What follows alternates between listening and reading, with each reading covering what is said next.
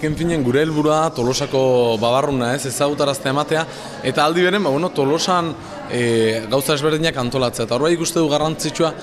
Tolosarrak izan behar gala orokorrean produktu ezagutaraztea ematen deunak, eta ikuste genuen gaurko gunean, babarruna ere egiten den egun honetan, garrantzitsua zela pixka bat lantzea eta pixka bat reflexionatzea zer dan babarruna, zergatik ere egiten den, herri mailan zer suposatzen dugun produktu honek ez, eta horren inguruan, elkarlan hau sortzea, pixka bat hori izan da helburua. Hemen pixka bat indeuna gaur goizan izan da, lehenik eta behin ikusi dute aurten aurkeztu dugun kanpaina, hashtag babarrun bat bizitza bat, eta bideo horren hildotikan galdetu dugu gaztei eta bertaratu diren guztiei, zer dan behaientzako babarruna ez? Galdera horrekin, guk beraien erantzunak sare sozialetan elkarbanatuko ditugu, Tolosako babarrunaren kofradiaren izenean, eta pixka bat izan da lehenengo pausoan.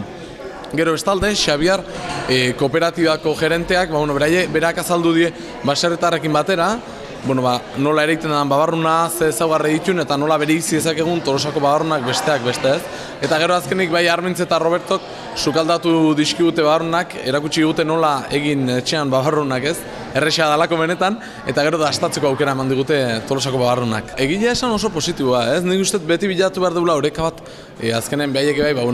ikastetxetikan, irukidetikan etorri dia gaur, eta ikastetxetikan ateratzen dia, eta zerbait berezia nahi dute beti, zerbait dinamikoa, eta hor saiatu gara uztartzen, bai jakintza ez, teoria garrantzitsualako olako kontzeptutan, eta aldi beren, behaiek baita prozesuan parte izatea ez, eta horregatik involukratu ditugu galdetuaz beraiei zer dan beraientzako babarruna, eta orain ere, beraiek izango dute protagonismoa ereiteko orduan ez, pixkat gaztetatik ere sentitzen hasi daitezen, benetan herri bezala daukagun produktu hau. Nik uste beti garai berrik, erronka berrik suposatzen ditula, eta eragile aktibo guztiak gaztetzen badira, beti ere hobeto egongo dira erronka horiei aurre egiteko ez. Eta gu, babarrunaren kofradiatikan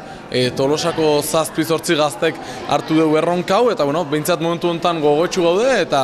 eta ilusioekin gure produktua, herrian produktu hau ez, ezagutaraztea ematea, eta aldi beren dinamizazio prozesu baten sartzea.